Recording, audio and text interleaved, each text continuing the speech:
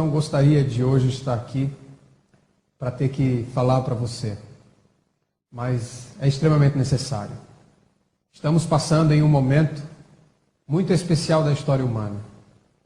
E apesar de termos informações, livros, internet, escolas, faculdades, nós ainda vivemos em um mundo de muita escuridão e de muitas informações distorcidas e desencontradas. De muito engano, de muita exploração, onde o forte ele prevalece contra o fraco, onde o mais poderoso explora aquele que não tem poder.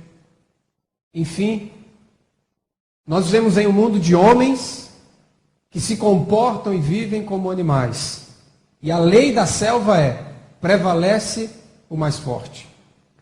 Hoje, a maioria das pessoas que tem mais conhecimento, que tem mais poder, exploram as que têm menos conhecimento, as que têm menos poder.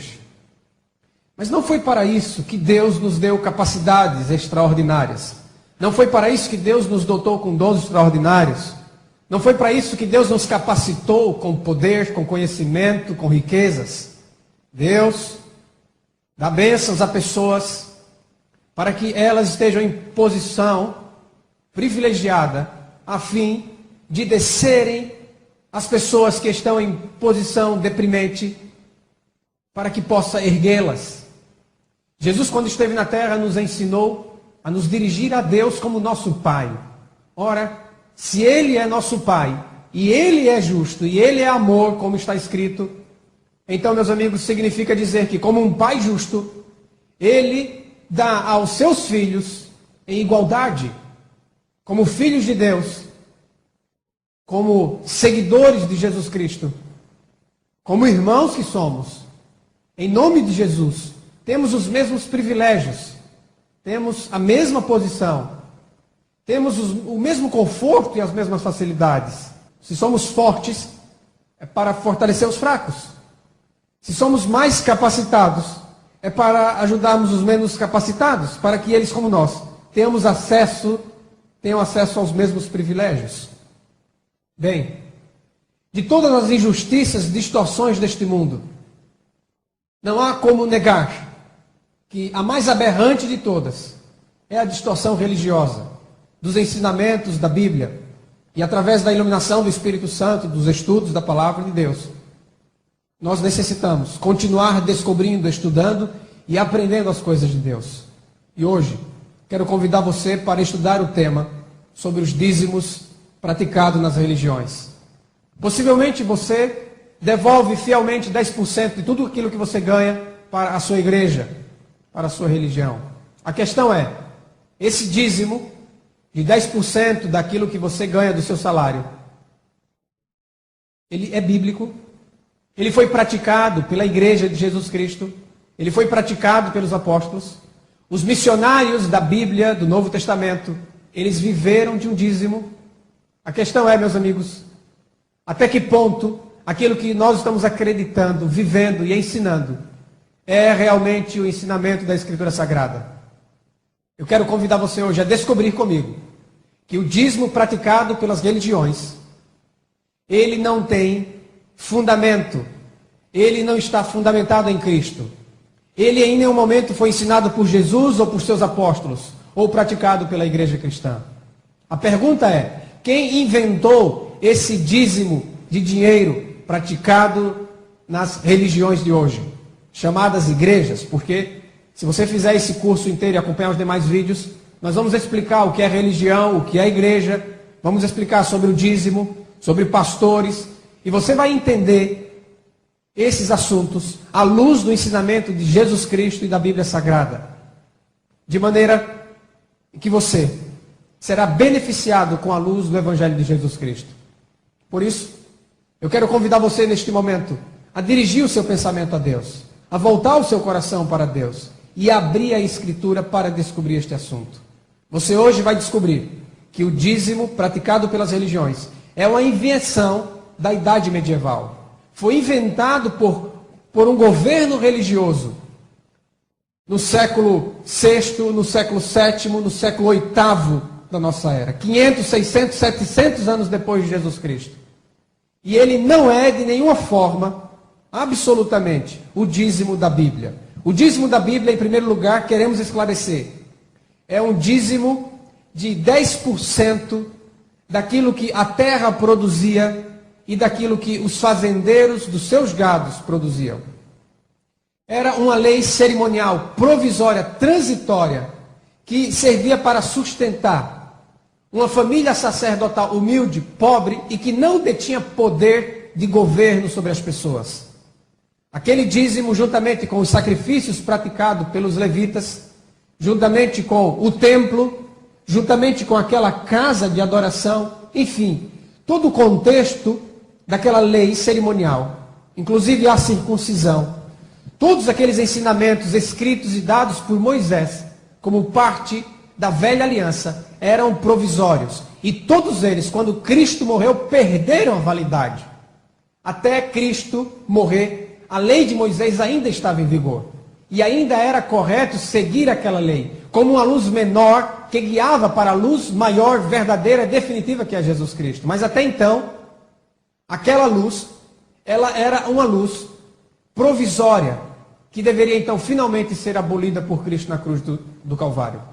Vejam só, os homens que seguiam a Escritura Sagrada antes da vinda de Jesus, eles andavam seguindo a lei cerimonial, mas na vinda de Cristo, então agora eles participariam de uma nova aliança, feita no sangue de Jesus Cristo, não no sangue de animais.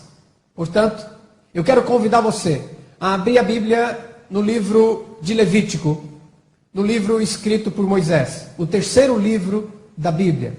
E ali, depois que Deus dá as instruções para a criação de um santuário na terra, que era uma figura provisória do santuário celestial, então Deus dá as diretrizes do que eles devem fazer. E Deus também escolhe uma família dentre as 12 tribos de Israel para ser a família sacerdotal, que era a família de Levi, do profeta Moisés. E dentro desta família, ele escolhe uma família, a família de Arão, o irmão de Moisés, para ser a família sacerdotal, que deveria então oficiar, servir, que deveria praticar as leis cerimoniais no santuário. E ali Deus, então, ele estabelece uma maneira pela qual aqueles homens se dedicariam exclusivamente à obra sacerdotal. De que eles viveriam? Bem, em primeiro lugar, era proibido a eles ter qualquer propriedade. Eles deveriam ser um povo humilde, porque eles simbolizariam Jesus Cristo, que é o sumo sacerdote, é o verdadeiro sacerdote, o único sacerdote entre Deus e os homens, o único mediador, do qual aqueles sacerdotes eram apenas figura. Por isso eles deveriam ser humildes, de vida humilde, deveriam viver entre os pobres, não poderiam ter propriedades. Era-lhes assegurado unicamente a sua casa. Eles deveriam ter uma casa para morar, mas nada de riquezas, nada de luxos, nada de salários, não. Eles então trabalhariam unicamente, exclusivamente pela comida. E daí então Deus estabeleceu aquilo que nós conhecemos como dízimos. Então vamos ler o texto bíblico, o texto de Levíticos, capítulo 27, versículo 30 ao 32. Também, todas as dízimas da terra, tanto dos cereais do campo como dos frutos das árvores, são do Eterno. Santas são ao Eterno. Se alguém das suas dízimas quiser resgatar alguma coisa, acrescentará a sua quinta parte sobre ela. No tocante às dízimas do gado e do rebanho, de tudo que passar debaixo do bordão do pastor, o dízimo será santo ao Senhor. Não se investigará se é bom ou se é mau, nem o trocará. Isto é, não vai se verificar se o décimo animal, o décimo gado, ele é doente ou ele é são, ele é cego ou tem algum defeito. Não. Não importa como seja o décimo animal da sua fazenda. O décimo deve ser dedicado ao Senhor, entregue então para o serviço sacerdotal. Mas, se de algum modo o trocar, um e outro serão santos, não serão resgatados. Verso 34, Levítico 27, 34. São estes os mandamentos que o Senhor ordenou a Moisés para os filhos de Israel no Monte Sinai. Então vejam o que diz o texto bíblico. O texto bíblico diz que é para dizimar aqueles que produzem grãos na terra, as dízimas da terra. Então, se você produz grãos, disse Moisés ao povo de Israel, então vocês que produzem grãos devem separar 10% da colheita para dedicar ao serviço de Deus, para sustentar a 12ª parte de um povo, de uma nação de milhões de homens. E aqueles que têm fazenda, que têm gados, sejam bois, sejam ovelhas, enfim, eles devem contar. Aquele que tinha 9 animais, ele não dizimava. Mas, a partir do momento que ele tivesse um 10º animal, então aquele 10º animal que ele produzisse na sua terra, esse animal deveria ser dado ao Senhor e não poderia, de forma alguma, escolher qual animal dá para o Senhor. Era o 10º, não importando qual fosse. Portanto, este texto de Levítico 27:30 é o texto fundamental, inicial, para a lei dos dízimos, dado ao povo de Israel enquanto vagueava pelo deserto. Que o dízimo ele é dado em duas etapas. Ele é dado em primeiro lugar para o sustento dos sacerdotes e para o povo de Israel enquanto eles vagueavam pelo deserto, foi 40 anos. E depois Moisés adapta essa lei para o lugar fixo de adoração. E isso ele faz só em Deuteronômio. Então, esse texto aqui de Levítico 27:30 é o texto base para a lei dos dízimos. Haviam outros tipos de profissões, diríamos assim, no meio do povo, mas nenhum outro tipo de profissão dizimava na Bíblia. Nenhum ferreiro, nenhum comerciante, nenhum vendedor, em nenhum outro lugar você vai encontrar na Bíblia alguém dando um dízimo de dinheiro ou de uma outra profissão. Era exclusivo para aquele que tinha animais e aquele que produzia grãos. Por isso você não vai encontrar em nenhum momento alguém que tem uma outra profissão entregando dízimos para o santuário. Na verdade, meus amigos, Deus não estava erigindo uma empresa, Deus não estava fazendo um comércio, Deus não estava negociando e vendendo bênçãos a ninguém, absolutamente. Isso fazia parte de uma aliança chamada Velha Aliança, que nunca foi propósito de Deus estabelecê-la na terra. Ele o fez por causa da dureza do coração do povo, que não queria encontrar o seu Deus. Por isso Deus estabeleceu com eles uma velha aliança. Veja o texto bíblico de Êxodo capítulo 19, quando Deus chama Moisés para se comunicar e dar a mensagem dele ao povo. Quando ele tira o povo do Egito, ele disse o seguinte: tendes visto o que fiz aos egípcios, como vos levei sobre asas de águia e vos cheguei a mim. Agora, pois, se diligentemente vocês ouvirem a minha voz e guardarem a minha aliança, então vocês serão a minha propriedade exclusiva, peculiar, especial, dentre todos os povos, porque toda a terra é minha. Vocês serão para mim um reino de sacerdotes e nação santa. São estas palavras, disse Deus a Moisés, que você falará aos filhos de Israel. Êxodo capítulo 19, versículos 4, 5 e 6. Então veja, o propósito de Deus era fazer de Israel uma nação de sacerdotes reais, de sacerdotes a serviço do rei, sacerdotes que serviam a Deus para o mundo inteiro.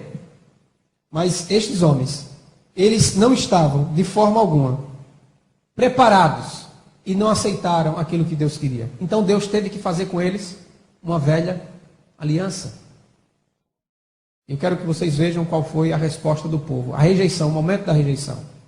Êxodo capítulo 20, depois que Deus deu os 10 mandamentos, o povo que tinha presenciado os trovões, os relâmpagos, o clangor da trombeta, o monte fumegante. Então, quando Moisés desceu do monte, Êxodo capítulo 20, versículo 19, o povo disse a Moisés: Moisés, fala-nos tu e te ouviremos, porém não fale Deus conosco, para que nós não morramos. Entenderam? Você entendeu? Deus queria fazer do povo inteiro um povo de sacerdote. Mas o povo não quis. O povo disse: não, Moisés, você vai ser o sacerdote. Você vai falar conosco, não Deus. Não queremos que Deus fale conosco, nós queremos você. Então o povo estabeleceu ali quem? Um mediador. O povo estabeleceu para si um sacerdote. Respondeu Moisés ao povo: não temam. Deus veio para vos provar e para que o seu temor esteja diante de vocês, a fim de que vocês não pequem. Então Deus entende a rejeição do povo. E Deus usará agora de um velho testamento, de uma velha aliança, para ensinar ao povo o seu amor e a sua salvação. E Deus disse a Moisés, em Êxodo capítulo 25, versículo 8, e me fará um santuário, para que eu possa habitar no meio deles. Ou seja, o Deus Todo-Poderoso, que queria habitar dentro do coração das pessoas, dentro da mente das pessoas, ele estava impedido disso. E ele então disse para Moisés: faça um santuário, para que eu possa habitar no meio do povo. Mas percebam que esse não era o objetivo inicial de Deus. Ele usa este como um plano B.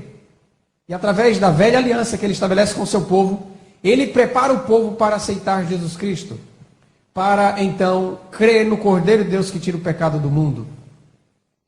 Quando Jesus Cristo vem à terra, então Jesus Cristo, ele põe fim a esta velha aliança, a este santuário provisório simbólico, a este sacerdócio provisório simbólico. Ele põe fim a estas leis cerimoniais provisórias e simbólicas. Ele põe fim à circuncisão, ao sacerdócio e aquilo que sustentava a vida do sacerdote. No caso, aqueles dízimos de alimentos. Depois que Deus dá as instruções das leis cerimoniais em Levítico 27, versículo 30 ao 32, então Deus estabelece que nada se deve acrescentar a tudo aquilo que ele falou. Nada se deve mudar, nada se deve modificar. O que Deus quis dizer, realmente ele disse. Há uma passagem em Provérbios, capítulo 30, versículo 6, quero ler com vocês. Ele disse: nada acrescentes às suas palavras, disse através do seu profeta, para que não te repreenda e sejas achado mentiroso. Então, quando as pessoas querem pegar esta lei dada a Israel, esta lei cerimonial provisória, que fazia parte de um templo que não existe mais, de um sacerdócio que não existe mais, quando eles quisessem justificar o seu dízimo religioso de hoje com aquele dízimo da Bíblia, eles então seriam achados mentirosos, porque Deus nunca falou isso. Essa lei Deus nunca deu. A lei que Deus deu através de Moisés, foi uma lei abolida. Quando Cristo morreu, o véu do santuário rasgou-se de alto a baixo. E tudo aquilo que era cerimonial provisório, ligado àquela casa de Deus, simbólica na terra, porque Deus não habita em casa, em templos feitos por mãos humanas. Então tudo aquilo deixou de existir. Aquele sacerdócio, e também aquela lei de dízimos, e a circuncisão, e os sacrifícios, e o cordeiro, e as datas religiosas, os 7 sábados cerimoniais, enfim. Todas aquelas instituições, elas deixaram de ter validade. Por isso, nunca foram praticadas pela igreja cristã, nem ensinadas por Jesus Cristo e seus apóstolos na nova aliança. Quem quer impor tal lei de dízimos sobre os cristãos é porque, abra sua Bíblia em 2 Coríntios 3, 14 a 17, você vai saber por quê. É porque os sentidos deles se embotaram, diz o texto bíblico. Pois até o dia de hoje, quando fazem a leitura da antiga aliança, o mesmo véu permanece, não lhe sendo revelado que em Cristo é removido. Mas, até hoje, quando é lido Moisés, o véu está posto sobre o coração deles. Quando, porém, algum deles se converte ao Senhor, o véu lhes é retirado. Ora, o Senhor é Espírito. E onde está o Espírito do Senhor? Aí há liberdade. 2 Coríntios, capítulo 3, versículos 14 até o 17. Ainda, se alguém insiste em fazer a bênção depender da prática cerimonial dos dízimos, que é uma lei levítica, e que não passa de alimentos, e foi engenhosamente transformada em dinheiro, na Idade das Trevas, na Idade Medieval, 600 anos depois da morte de Cristo. Contudo, nós, Abra sua Bíblia, 2 Coríntios capítulo 4, versículo 2. Contudo nós, não só eu, porque há muitos irmãos que têm descoberto essas maravilhas na Bíblia, descoberto as distorções da história, através da história. Por isso nós também juntamente com os apóstolos de Cristo, nós todos aqueles que estão fundamentados na nova aliança, pelo contrário, rejeitamos as coisas que por vergonhosas se ocultam, não andando em astúcia, nem adulterando a palavra de Deus, antes nos recomendamos a consciência de todo homem na presença de Deus, pela manifestação da verdade. 2 Coríntios capítulo 4, versículo 2. Adulterando a palavra de Deus astuciosamente, num passado distante, há 1.300, 400, há 1.500 anos atrás, e tornaram esse dízimo religioso um requisito de bênção ou maldição para os cristãos. Porém, Gálatas capítulo 3, verso 10. Porém, todos quantos, pois, são das obras da lei, estão debaixo de maldição, porque está escrito: maldito todo aquele que não permanece em todas as coisas escritas no livro da lei para praticá-las. Então, se alguém quer restaurar a lei dos dízimos, terá que restaurar tudo mais que a lei cerimonial diz, como o sacerdócio levítico. Vai ter que procurar onde é que tem levita no mundo, para chamar eles para restabelecer um sacerdócio, porque o dízimo era para eles. E outra, viu? Não é dízimo de dinheiro, não.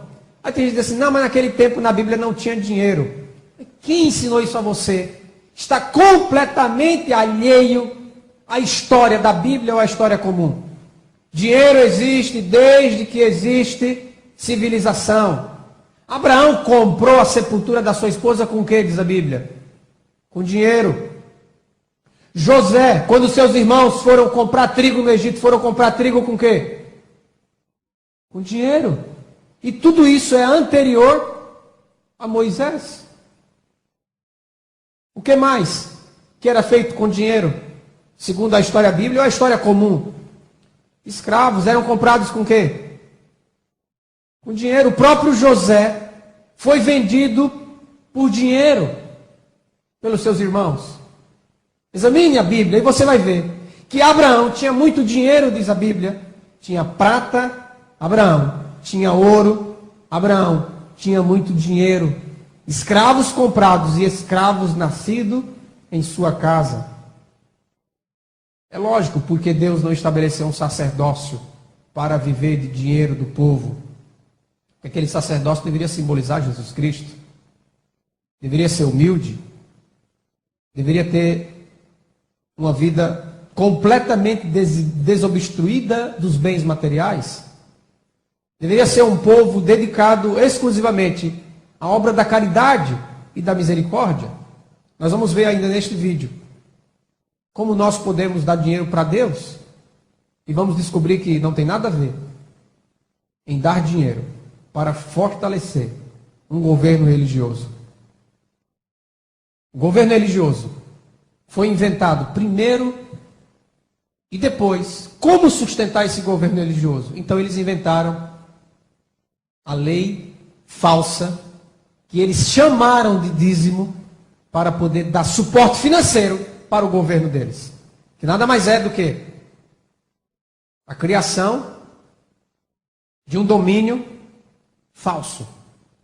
Que futuramente, nas outras palestras, você vai descobrir exatamente o que é esta abominação desoladora. Então, se alguém quiser restaurar a lei dos dízimos, terá que restaurar tudo mais que a lei cerimonial diz. O sacerdócio vai ter que ir lá no Monte Sião, destruir a mesquita e reconstruir o templo de Israel, lugar onde tinha que ser levado obrigatoriamente os dízimos, porque era obrigado pela lei levar o dízimo ali. Terá também que restaurar os rituais do santuário, porque são inseparáveis do próprio santuário. E isto é a parte mais difícil de fazer, porque vai ter que comprar uma guerra com os muçulmanos, né? Também terá que restaurar a circuncisão, os sacrifícios, os rituais, os 7 sábados cerimoniais, enfim, tantas leis dadas ali por Moisés.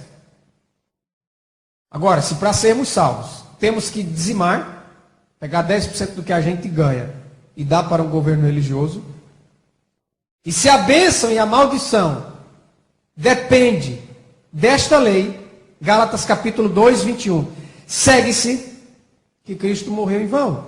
Se a justiça é mediante a lei, segue-se que Cristo morreu em vão. Deus, ele não está condicionando sua bênção às obras humanas. Deus amou o mundo de tal maneira que deu seu Filho. Ele deu, é gratuito. Evangelho da graça de Deus é gratuito. Aquele que tem fome, venha. Aquele que quer, venha sem dinheiro e sem preço. Comprem sem dinheiro e sem preço. Jesus disse, quem tem sede, vem a mim. E de graça receba a água viva.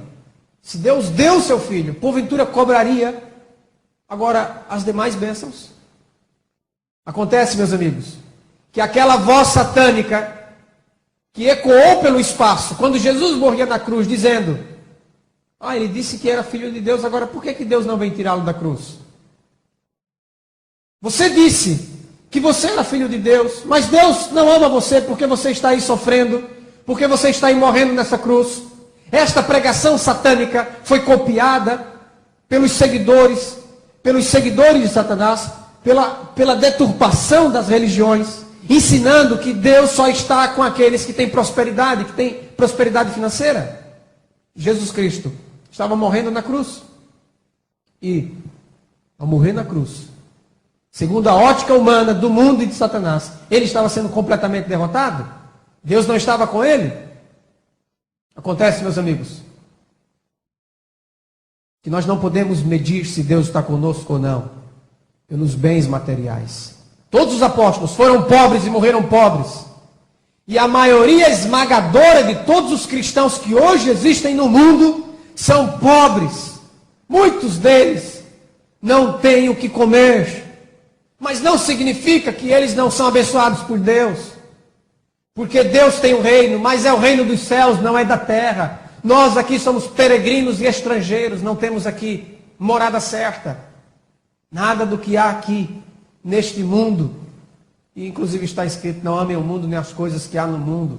Eu não estou dizendo que não podemos ter coisas aqui. Eu estou dizendo é que se temos ou não temos, isso não depende de um favor exclusivo de Deus, em troca de alguma coisa que você está dando para Ele. Se fosse assim, todos os cristãos sinceros seriam riquíssimos, os mais ricos da terra. Então o reino dos céus não seria dos céus, seria da terra. Nós agonizamos agora e sofremos agora por amor a Jesus Cristo, para então, como Jesus Cristo foi humilhado, nós completemos a sua humilhação, para que quando Ele se manifestar em glória, nós também sejamos manifestados em glória com Ele. De Cristo vos desligastes, vós que procurais justificar-vos na lei, da graça decaístes. Gálatas capítulo 5, versículo 4. Continuando o texto bíblico, porque nós, pelo Espírito, aguardamos a esperança da justiça que provém da fé.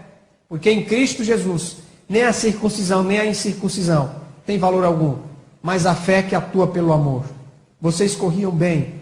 Quem vos impediu de continuar a obedecer a verdade?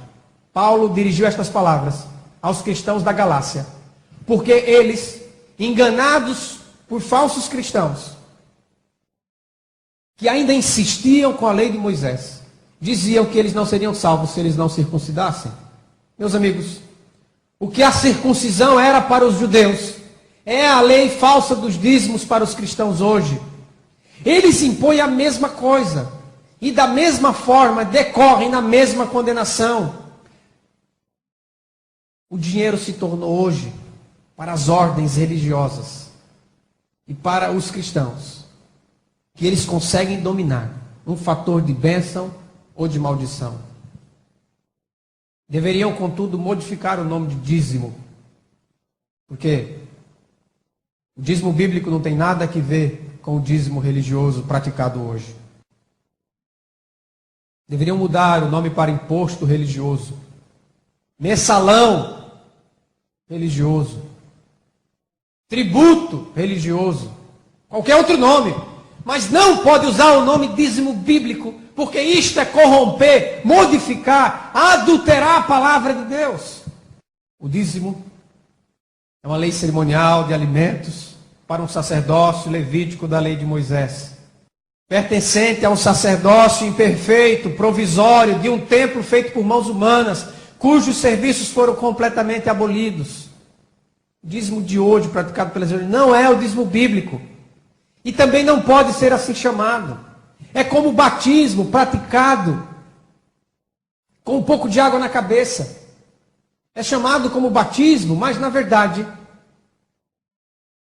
mundialmente conhecido como batismo, mas na verdade, não pode ser chamado de batismo, porque batismo na Bíblia, a palavra grega batismo, significa mergulhar, mergulhar em água.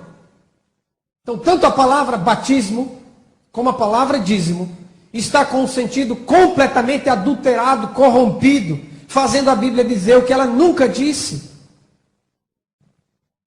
O falso conceito está embutido na cabeça.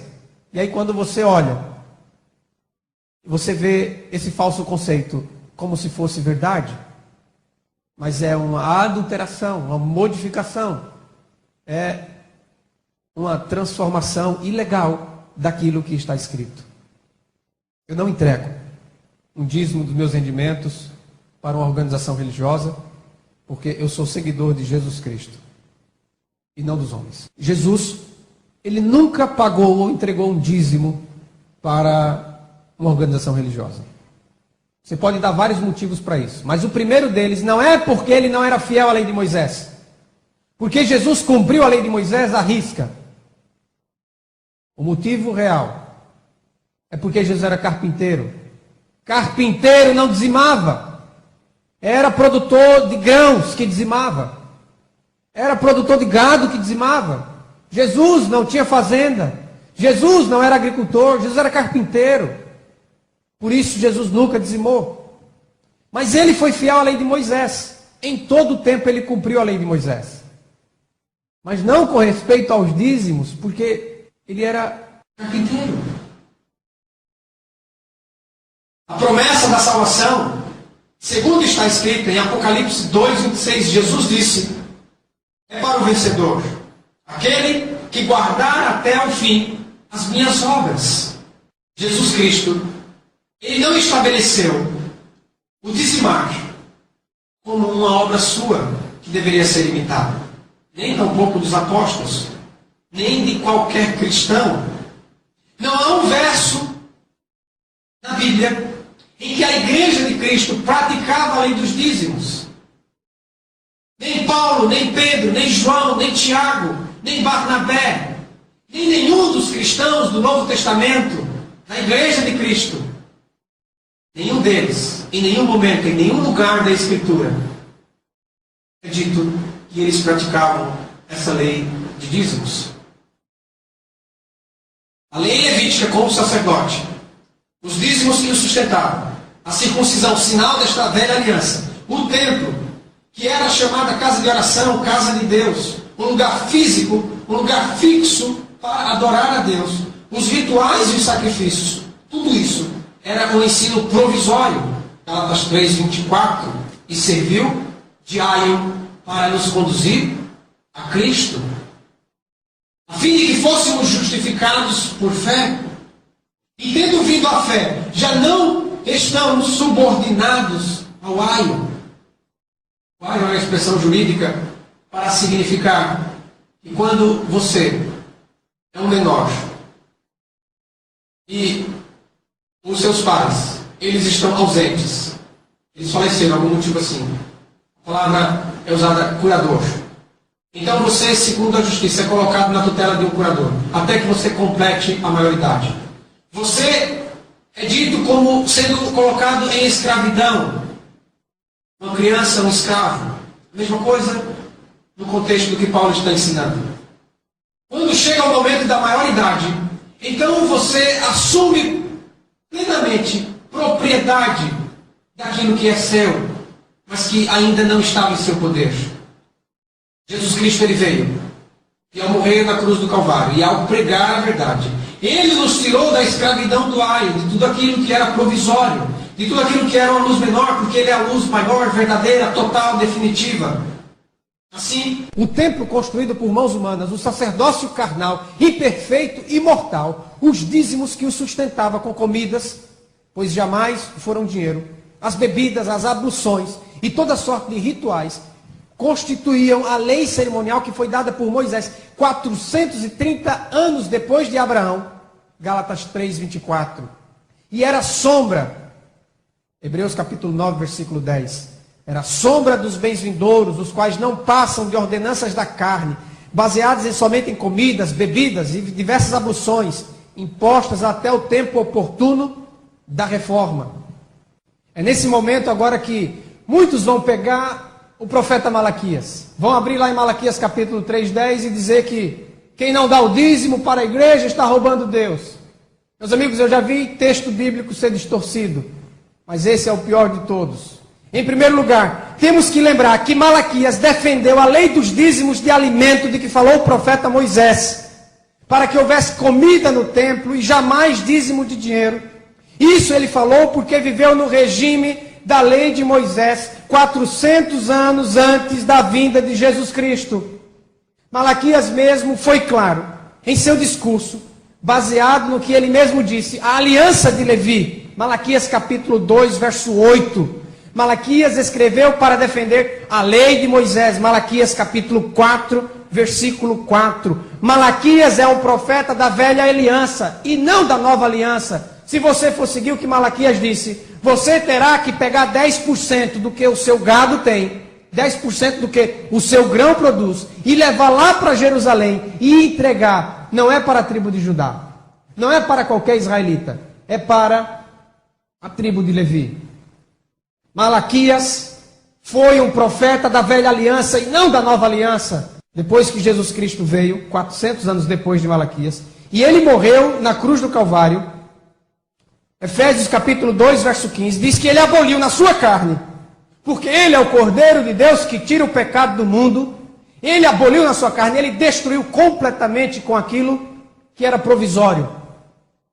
A lei dos mandamentos na forma de ordenanças. E Colossenses capítulo 2, 24. Tendo cancelado o escrito de dívida que era contra nós, e que constava de ordenanças, o qual nos era prejudicial, removeu-o inteiramente, encravando na cruz. Desta forma, não há um verso no Novo Testamento em que algum cristão praticou a lei de Moisés quanto aos dízimos. É por isso, meu irmão, minha irmã, meu amigo, que nenhum profeta do Novo Testamento se levanta contra esta igreja que não dizimava, que não praticava essa lei de dízimos. Por quê? Porque era uma lei de Moisés. Ora, a igreja do Novo Testamento, tão próspera, tão grande, tão expansiva, nunca praticou essa lei dos dízimos de Moisés. Mas nenhum profeta se levantou para repreendê-lo, como fez Malaquias, em Israel 400 anos antes.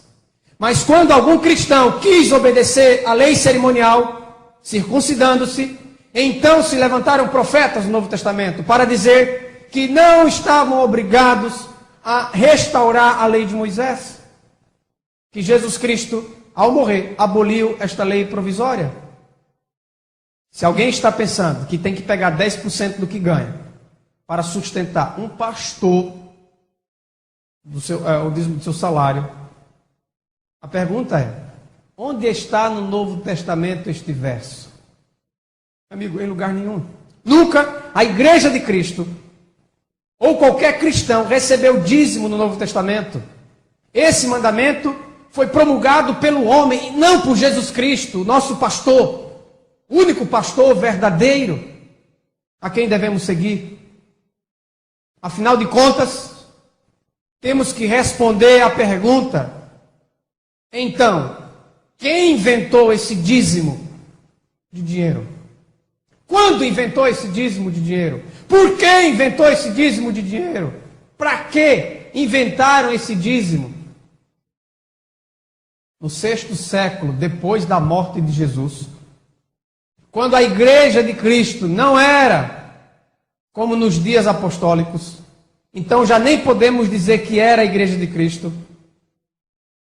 conhecida desde aquele tempo como Igreja Romana, ou Católica Romana, do Papa, foi quem inventou esse dízimo. No início, era algo voluntário para sustentar o novo governo que se estabeleceu na Terra. Até então, todos os governos da história do mundo eram governos religiosos, mas nenhum deles era um governo em nome de Jesus Cristo. Surgiu agora no cenário mundial um novo governo religioso em nome de Jesus Cristo. E era uma mescla de Roma com uma mistura dos ensinamentos de Jesus Cristo. Isso foi uma novidade, um governo religioso de Jesus Cristo. Então, esse governo precisava de poder, e vocês sabem que eles teriam poder no dinheiro. Esse novo governo, que é uma continuação do Império Romano religioso não cristão, ele usou o nome igreja. Anos depois da invenção desse governo religioso e desse negócio chamado dízimo, então, já não era suficiente uma colaboração voluntária de 10% do que se ganhava. Foi então que em 785, depois de Cristo, o fervoroso rei Franco, da França, Carlos Magno, fervoroso, zeloso, defensor do catolicismo romano, então ele criou esse dízimo praticado pelas igrejas até o dia de hoje. Ele, em 785 depois de Cristo, baixou o decreto do dízimo praticado hoje ainda pelas religiões. Onde você pode encontrar e fundamentar isso historicamente? Bem, para você ver a história da criação do dízimo religioso, você pode consultar a Enciclopédia Rialp, Enciclopédia Americana. Mas talvez você não conheça essa enciclopédia. Não se desespere. Eu agora há pouco tempo não sabia, foi uma novidade para mim, porque eu descobri estas coisas unicamente com a Bíblia, e depois que me veio ao entendimento estas palavras, então eu comecei a pesquisar na história para saber onde surgiu esse falso dízimo. E aí então eu encontrei a Enciclopédia Rialp. Mas eu queria algo que o brasileiro pudesse ter acesso. E orei, pedi a Deus. E finalmente me veio aquela convicção de procurar a Enciclopédia Barça, que muitos de vocês talvez tenham até em casa. Eu abri a Enciclopédia Barça no verbete dízimo. Caros amigos, é impressionante como ali está contada a história do surgimento do dízimo que hoje se pratica nas religiões. Pega a Enciclopédia Barça. Aquele registro é fiel da história. E o decreto de 785, onde você pode encontrar fundamentação? Eu vou citar para você, já citei a enciclopédia secular mais importante da nossa língua portuguesa. Agora eu vou citar uma autoridade religiosa, a mais importante do meio religioso, conhecido por todos os estudiosos da religião cristã. O Dicionário Internacional de Teologia do Novo Testamento, sob o verbete dízimo, na página 601. Ali está o decreto de Carlos Magno.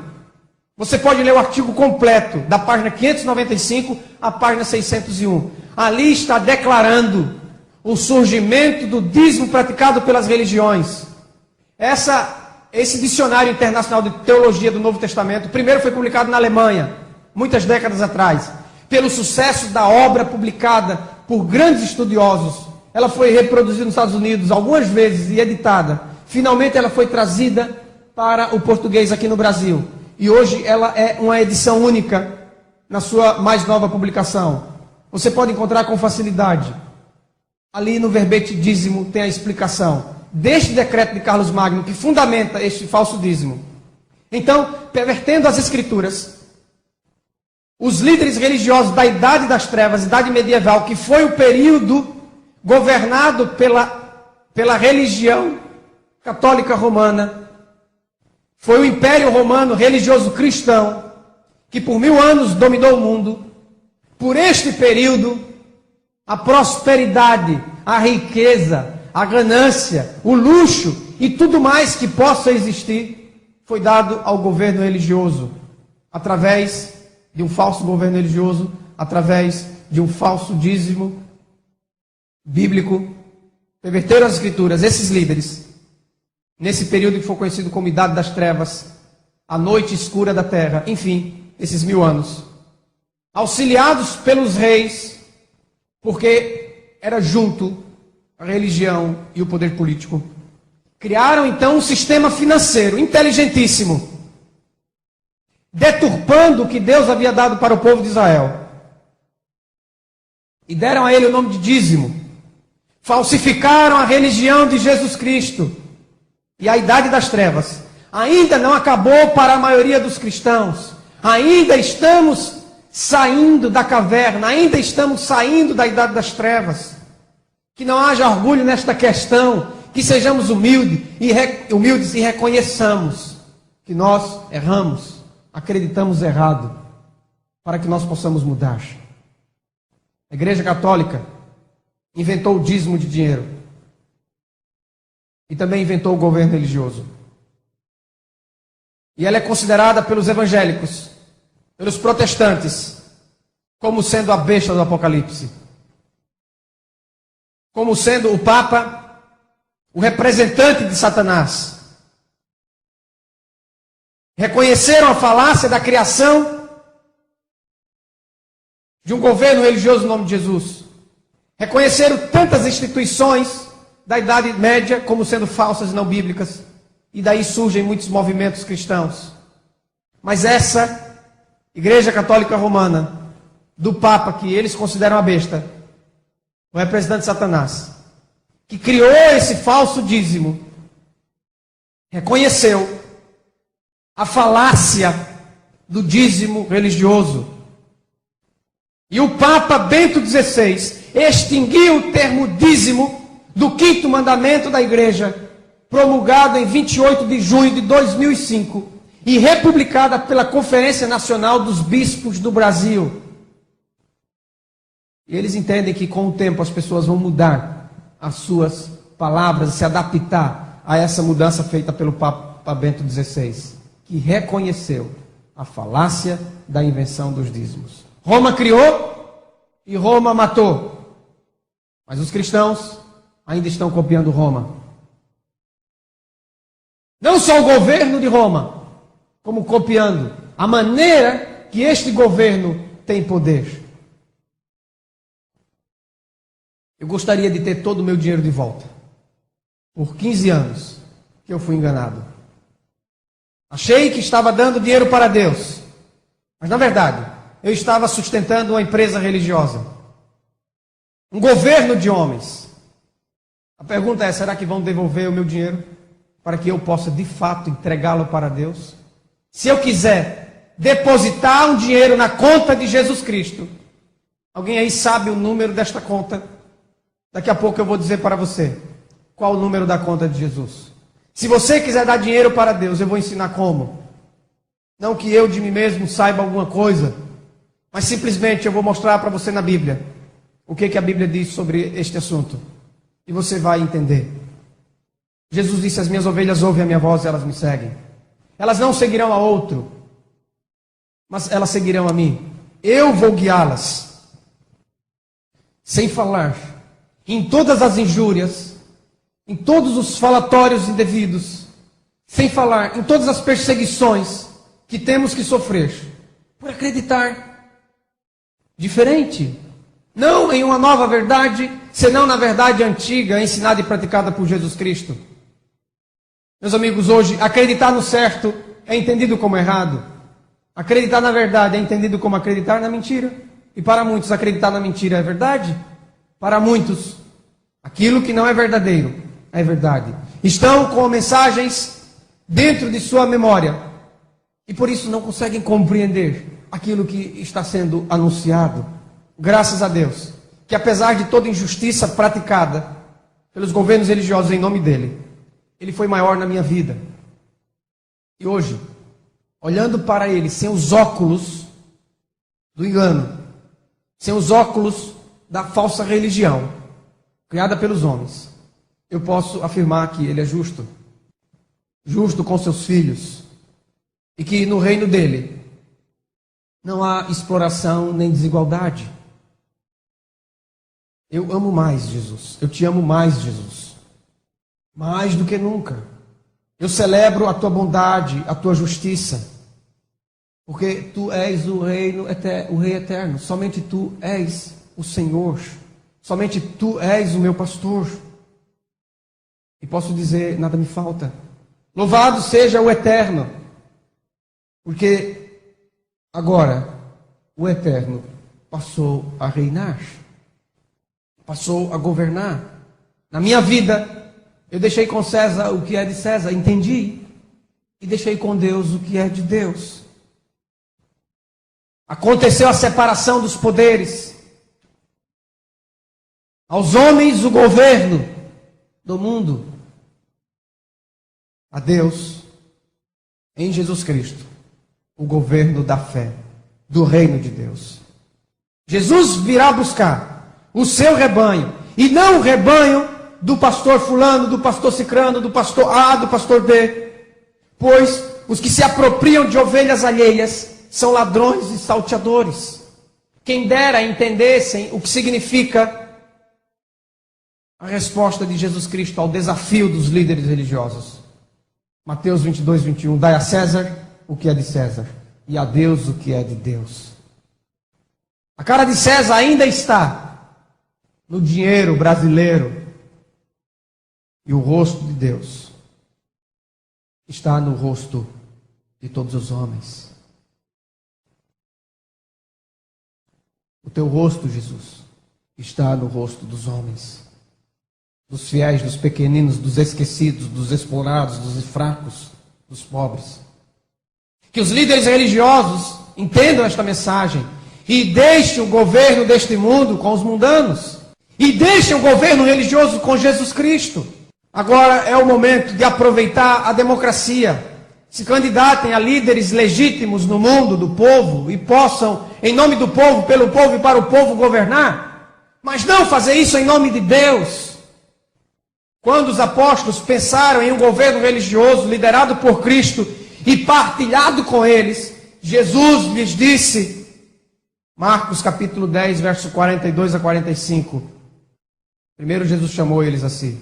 E aí Jesus falou assim: vocês sabem que os que são considerados governadores dos povos têm-nos sob o seu domínio, e sobre eles as suas autoridades, os seus maiorais, aqueles que são maiores, postos em cima, exercem autoridade. Marcos 10, 42. Mas entre vocês não é assim. E aí vem a pergunta, como é, Jesus? Se não é assim uma pirâmide, então como é? Jesus disse, é o contrário. Continuando, Mateus 10, 43. Se alguém quiser se tornar grande entre vocês, ou seja, se alguém quer se colocar acima entre vocês, será esse o que vos serve. E quem quiser ser o primeiro em privilégios, que é o primeiro lugar, será servo de todos. Pois o próprio Filho do Homem não veio para ser servido, mas para servir e dar a sua vida em resgate por muitos. Marcos 10, 42 a 45. Foi isso que Jesus disse aos apóstolos que estavam equivocados, pensando que Deus teria um governo na terra. E então Jesus iria governar e eles governariam com Jesus. Teriam poder, autoridade, seriam colocados acima, no pináculo da pirâmide. Mas a questão é que Jesus disse, se você quiser ser o primeiro, então seja o último. Ou seja, todos os irmãos têm o mesmo privilégio. São irmãos, são iguais. O único que está acima deles é Jesus Cristo. Então se você quer ter uma posição maior, você está enganado, ele disse aos apóstolos. Vocês têm que descer para o mais baixo nível. Ou seja, você vai ser o último a comer, se você quer ser maior do que os outros. Você vai ser o último a ter uma casa, se você quer ser maior do que os outros. Maior aqui não é sentido de orgulho, é sentido de se colocar acima, em posição maior, de elevação. Então você será o último em todas as coisas. É isso que Jesus disse para repreender aquele falso engano que estava na mente dos apóstolos, de querer ser superior, acima, governo, domínio sobre homens. Enquanto os fariseus exerciam o governo religioso sobre as pessoas, elas não puderam receber o único e verdadeiro pastor, nem puderam entrar no reino de Deus, ou seja, no governo de Deus. E eles mesmos, enquanto exerciam a administração religiosa, eles mesmos não deram a Deus o que é de Deus. Enquanto existir governo religioso, o homem estará tomando nas mãos o que é de Deus. Só Deus pode governar sobre os fiéis. E isso ele faz através unicamente de Jesus Cristo. Os líderes religiosos estão aprisionando pessoas a si mesmas. Aprisionando os homens à sua forma de fé. A vida dos homens que confiam em sua liderança religiosa é transformada à base da pirâmide do seu governo religioso. Quando Jesus falava do reino dos céus, é porque é dos céus mesmo,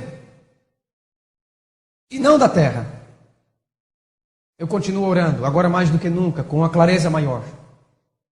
Venha Deus, venha a nós o teu reino, que venha o reino dele, porque o reino dele está vindo.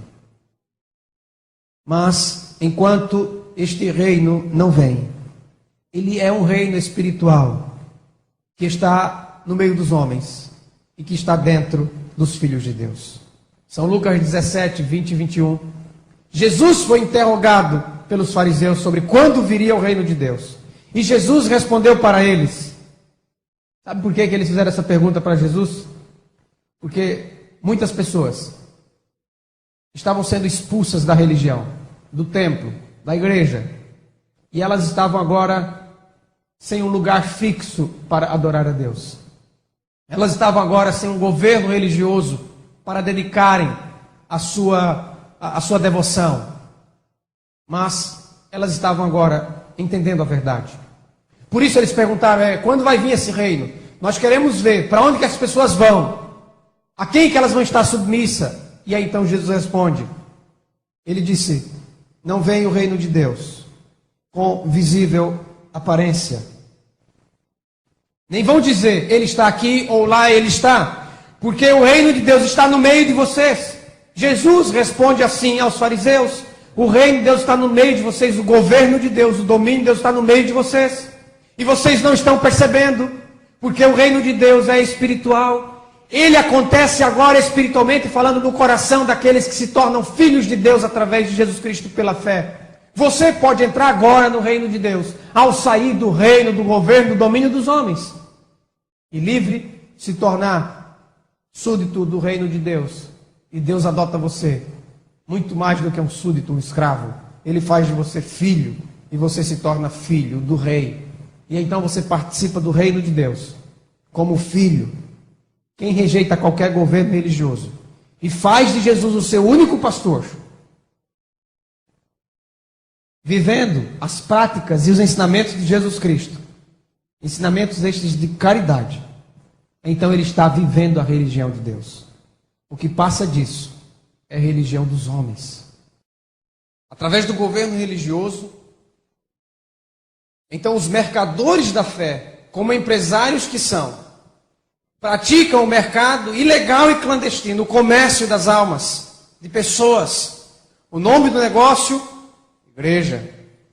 Os nomes sagrados, Deus, Jesus, Bíblia, são apenas usados como propaganda do negócio, como produtos de um mercado. Aquele que não poupou o seu próprio filho, antes por todos nós o entregou, porventura não nos dará graciosamente com ele todas as coisas? Romanos 8:32. Em Cristo nos foram dadas todas as coisas, todas as bênçãos de Deus. Não há bênção maior para recebermos posteriormente. Se Jesus é o seu pastor, nada falta para você. Todas as bênçãos Deus já lhe deu. Ele não precisa de dinheiro para abençoar você. Em nenhum momento. As bênçãos já são nossas pela fé, por acreditarmos em Jesus Cristo. Nós já temos tudo que Deus nos prometeu. mas como os homens estabeleceram líderes religiosos para si mesmos. Então há uma fome insaciável. Os homens estão perdidos, sendo conduzidos por outros homens. Jesus disse, cegos guiando cegos. Na verdade, não é porque a pessoa que está guiando não tem entendimento, não tem inteligência, não tem sabedoria. Tem sim. E não tem pouca não, tem muita. Faz o povo trabalhar para si, de graça. Ainda paga para trabalhar para si. Enquanto os irmãozinhos estão na fila do SUS, tem a maior e melhor cobertura de planos de saúde. Então não são, em nenhum momento, cegos no sentido do mundo, não. No sentido do mundo, eles veem com 4, 5, 6, 10 mil olhos. Olham por todos os lados. São muito diferentes dos santos de barro. Santos de barro têm olhos, mas não veem. Esses santos religiosos têm olhos e veem muito bem. Enxergam longe. Aqueles outros lá de barro têm mão, mas não pegam. Esses pegam. Pegam em grandes quantidades de dinheiro. Então, negócio da fé é um negócio extremamente próspero. Está prosperando. As pessoas voltam sempre inadvertidamente, pagam alto por isso. Voltam sempre à mesma fonte dos homens. São eles os homens dominados, escravizados. São eles uma fonte inesgotável para os governos religiosos, para os multimilionários que exercem o comércio, cujos gerentes de negócio podem dizer, eles sim podem dizer que nada lhes falta deste mundo, porque tem tudo. Nós não podemos conseguir por dinheiro aquilo que Deus nos deu gratuitamente. E tudo nos foi dado em Cristo pela graça, mediante a fé.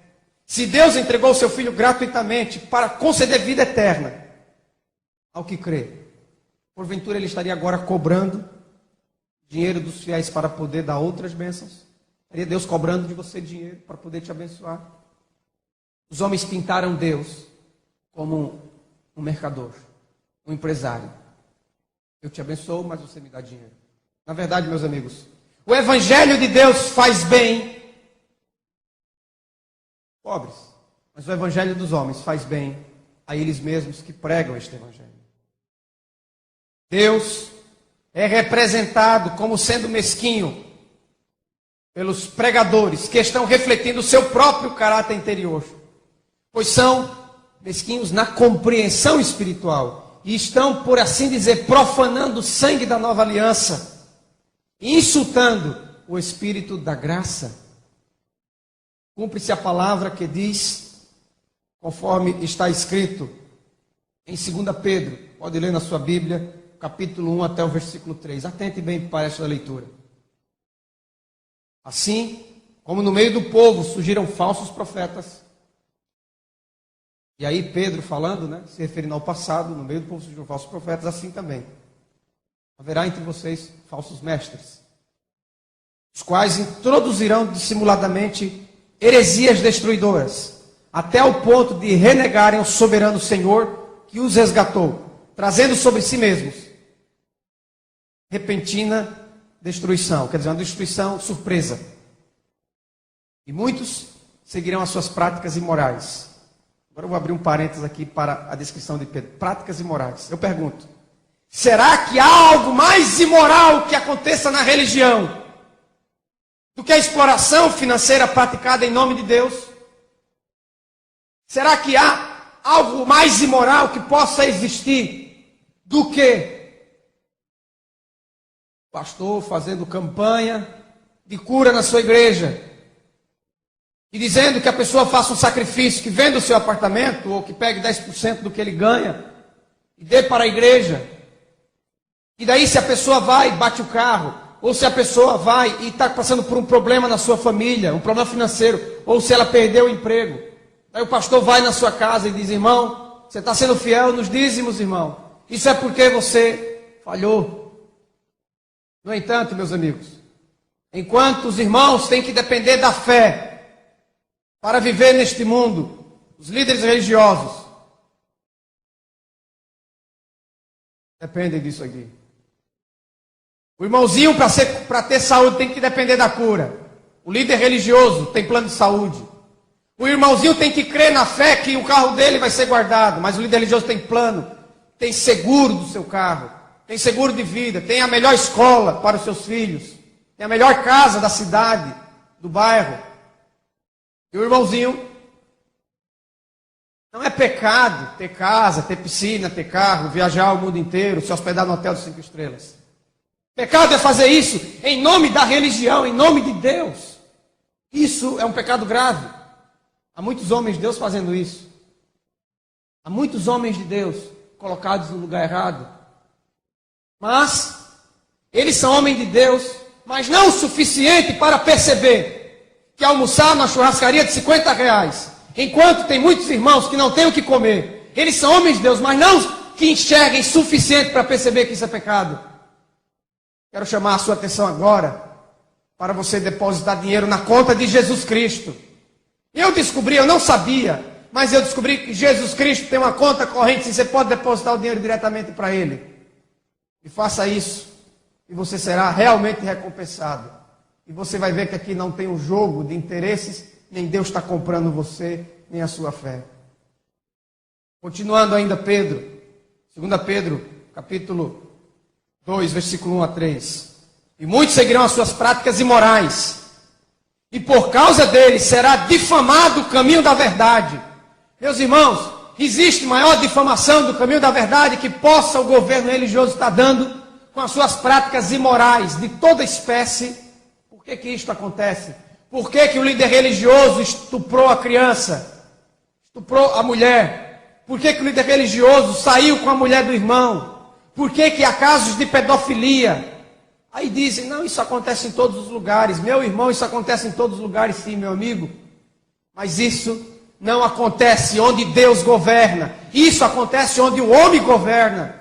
E acontece que aos homens darem para si mesmo líderes religiosos, tomando o lugar de Jesus Cristo e sustentando o governo religioso, deram para eles acesso à sua intimidade que pertence unicamente a Jesus Cristo.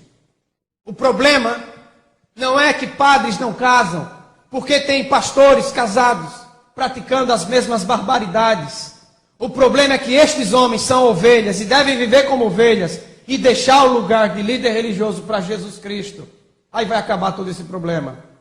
Nós temos que matar o mal na raiz. É uma expressão. Ou seja, nós temos que resolver o problema na sua origem. E a origem do problema é liderança religiosa. Homens sendo guiados por homens.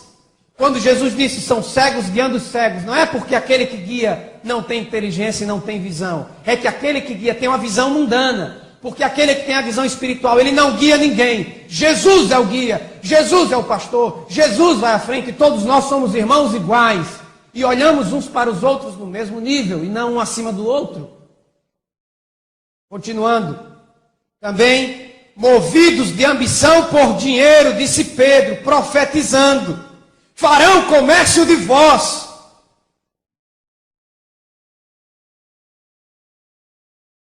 Com palavras fictícias, palavras inventadas. Farão comércio de vós com invenções. O dízimo religioso é uma invenção de homens. E através de uma religião forjada no cartório, é feito comércio de você. Você é parte do comércio dos homens. Mas faz muito tempo que o juiz está alerta, diz Pedro. E o destruidor deles está acordado. O juízo vai chegar. E no dia do julgamento, quando todos tiverem que comparecer perante Deus, Deus não vai perguntar se você deu 10% do que você ganha para sustentar um governo religioso. Deus não vai perguntar o tamanho e o comprimento do seu cabelo ou da sua saia. Deus não vai perguntar se você não faltou a um culto. Não. Jesus deixou claro o critério do julgamento em Mateus 25, você pode ler a partir do verso 31.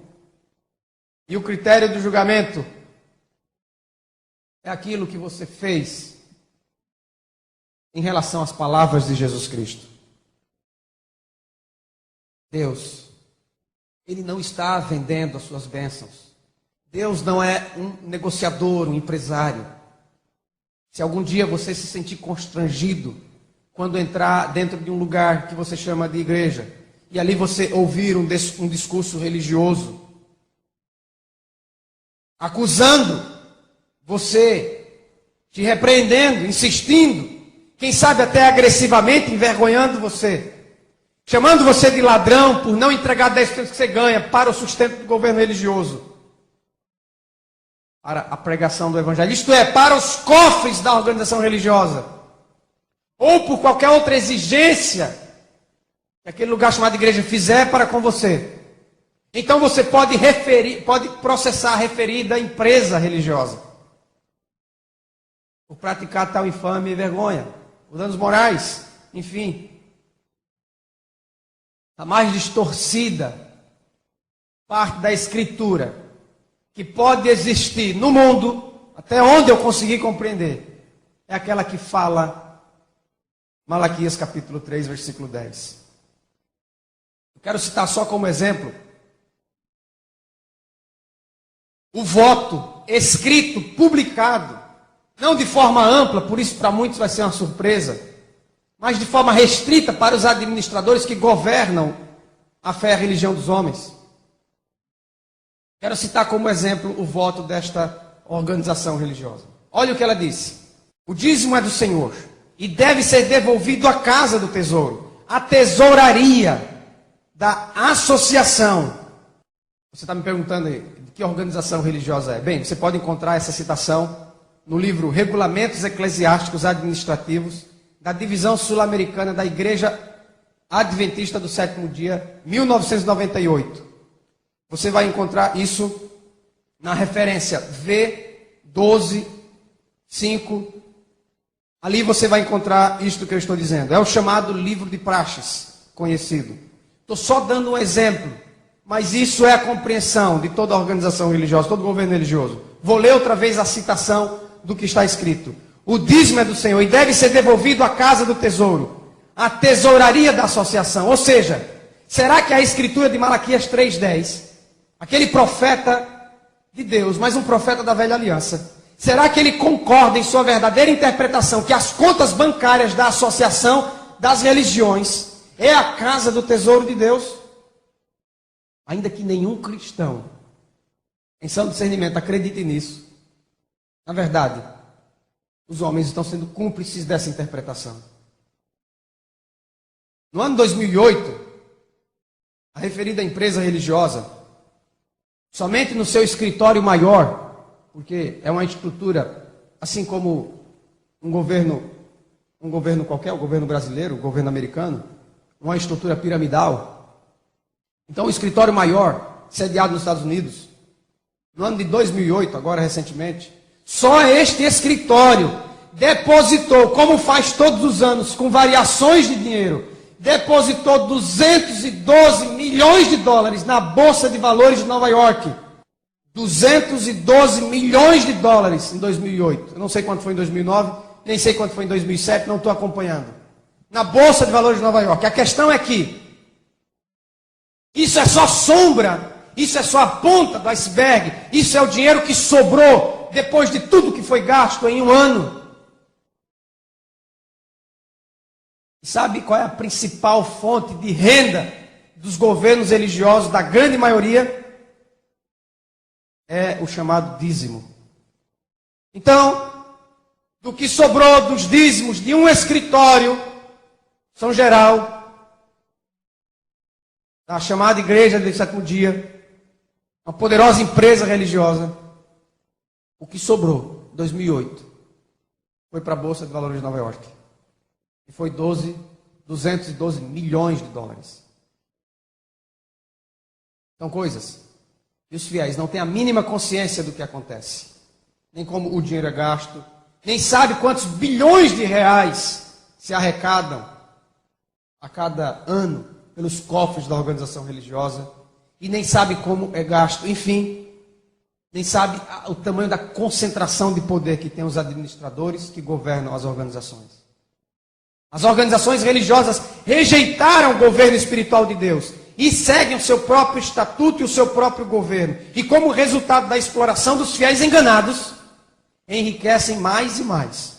Os fiéis pensam que estão enviando dinheiro para Deus, mas na verdade estão cooperando com a religião dos homens, fazendo-os cada vez mais poderosos.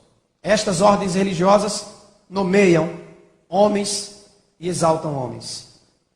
Também eles usam esse poder que possuem, para rebaixar homens e humilhar homens.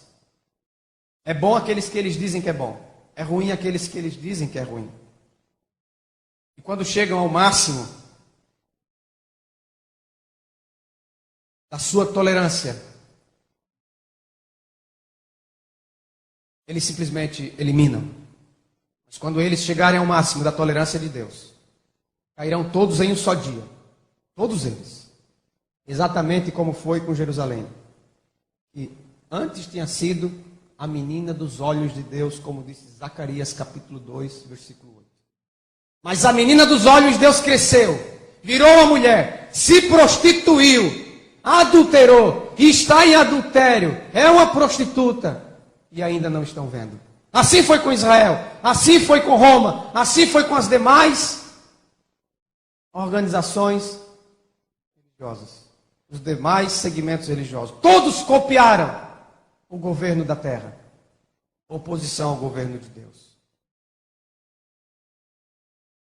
João capítulo 12, versículo 6. Cita que Judas, que era chamado tesoureiro dos apóstolos, ele repreendeu Maria, a Madalena, por ter dado uma oferta a Jesus de um perfume cheiroso, derramando sobre a sua cabeça, sobre os seus pés. Então Judas, ele repreendeu a atitude daquela mulher, porque deu diretamente para quem? Para Jesus. Judas, ele queria ser o atravessador da bênção que aquela mulher estava retribuindo, da bênção que aquela mulher estava desfrutando, enfim, da bênção que era aquela mulher e do seu contato direto a Jesus Cristo. Judas queria se colocar no meio dos dois. Judas não entendia. Judas era diabo. Mas ele não foi diabo sempre. Ele se torna com as rejeições progressivas. Ninguém é diabo simplesmente porque acredita no erro. Se torna diabo por continuar acreditando no erro, quando a verdade é anunciada e proclamada.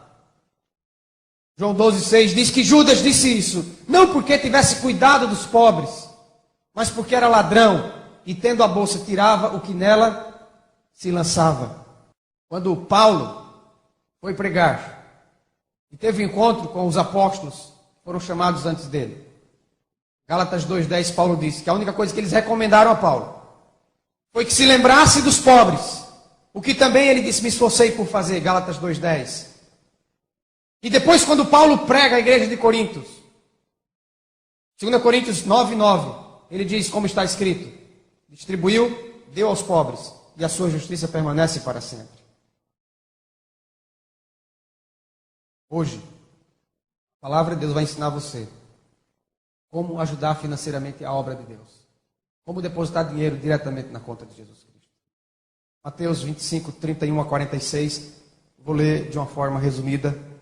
Jesus disse, tive fome e você me deu comida. Eu tive sede e você me deu bebida. Eu era um mendigo e você me hospedou, arrumou uma casa para mim. Eu estava nu e você me vestiu. Eu era enfermo e você foi me visitar. Talvez você não tinha o poder de me curar, mas você foi lá me ver, no leito de morte. Não diz que você foi me curar, diz que você foi me ver. Eu estava preso e você também foi me ver. Jesus Cristo se tornou homem e se identificou com todo homem. Há muitas pessoas que estão presas hoje porque não tiveram o privilégio de nascer em uma família estruturada. Por isso, com uma mãe muitas vezes prostituída, um pai muitas vezes drogado, com 3 anos de idade aprendeu as coisas erradas, com 5 anos aprendeu a fumar, com 10 anos aprendeu a roubar, com 15 anos aprendeu a usar drogas pesadas. Com 17 aprendeu a traficar. Com 18 matou alguém. Com 19 estava preso, está preso até hoje. Mas ele é simplesmente fruto de uma estrutura, de uma sociedade injusta, desigual, exploradora.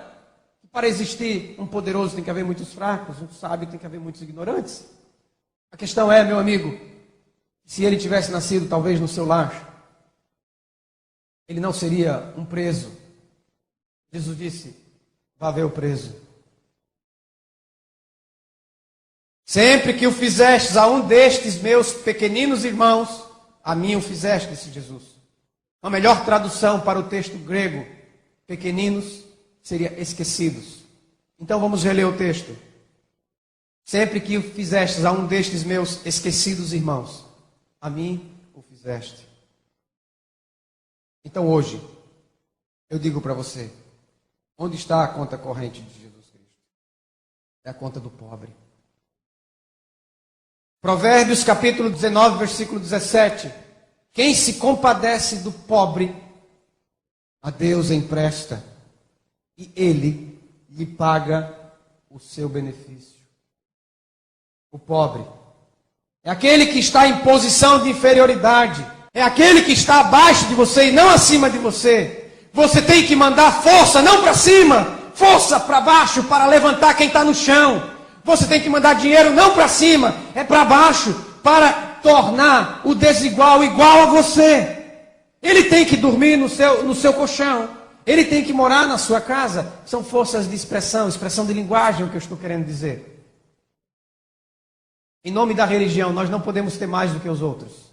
Nós podemos ter mais do que os outros em nome do nosso trabalho comum, normal, em nome do povo, pelo povo, para o povo, como quer que seja o mundo político, ou por uma empresa, por um concurso que você passou e está ganhando bem. Então você pode isso. Mas não em nome da religião, não em nome de Jesus Cristo, não ganhando às custas da ignorância e da fraqueza do povo. Não. Em nome de Jesus, o que você tem que fazer, em nome da religião, é mandar para baixo e não para cima. É erguer o que está caído. É ir ao necessitado. Prestar um culto verdadeiro a Deus. Não é se envolver com pessoas que estão de barriguinha cheia em um lugar, em um ambiente maravilhoso. Ficar cantando alegremente, enquanto ao seu lado, milhares e milhares estão morrendo de fome com a barriguinha vazia. Quando milhares e milhares estão chorando lá fora, adoecidos, enfermos. Nós temos os nossos problemas. E não é em uma casa chamada igreja que serão resolvidos. Não, é na vinda de Jesus Cristo. Temos que olhar para Jesus, ignorar os nossos problemas e ir atrás daquele que estão com problemas maiores do que os nossos. E em nome de Jesus, ajudar essas pessoas. O pobre é aquele que está em posição de inferioridade. São os esquecidos, os injustiçados, os indefesos. São os inválidos. É qualquer um que está em desvantagem em relação a você. Se você quer adorar a Deus, adore a Deus, amando, ajudando, salvando aquele que está abaixo de si. Hoje, nós aprendemos que o dízimo das religiões é falso. E dar dinheiro para Deus, ou para a obra de Deus, ou para Jesus, é dar para os necessitados. Vamos tirar o foco do homem. Vamos deixar de exaltar o homem. E vamos colocar os homens em igualdade. Em nome de Jesus Cristo, não pode haver nem rico, nem pobre. Grande, pequeno, líder e liderados, governantes e governados, maiores e menores, homem ou mulher, porque em Cristo nós todos somos um. Jesus nos chamou e disse, eu sou o bom pastor, eu dou a minha vida por vocês. E vocês que são as minhas ovelhas me ouvem e me seguem. E quem me segue não andará nas trevas. Ele disse que haveria um só rebanho e um só pastor. Um só rebanho de ovelhas iguais, que se alimentam igualmente, que têm a mesma gordura e o mesmo peso, que dormem no mesmo pasto, que bebem da mesma água. A religião de Cristo, a religião de Deus, que é Jesus Cristo, torna os homens iguais, em privilégios. Torna os homens iguais, em paternidade. Somos todos filhos de um mesmo Pai, e não desiguais. Com poder, com fervor, com alegria, entreguemos para Jesus o que nós temos. Não 10%, não 20%, não 30%, Entreguemos tudo a Ele, para glorificar a Ele. E isso fazemos quando nós cumprimos a sua palavra. No dia do juízo, o critério do julgamento é este. E neste julgamento, hoje, há comprovações claríssimas de que as organizações religiosas, os governos religiosos, são os mais réprobos, condenáveis que possam existir. Porque eles fazem bem somente a si mesmos. Em nome de Jesus, saia do cativeiro. Porque Ele quebrou as tuas algemas. Em liberdade vá fazer a obra de Deus. Fazer a obra de Deus, exaltar o nome de Deus, o nome de Jesus Cristo. Indo em busca dos esquecidos. Amém.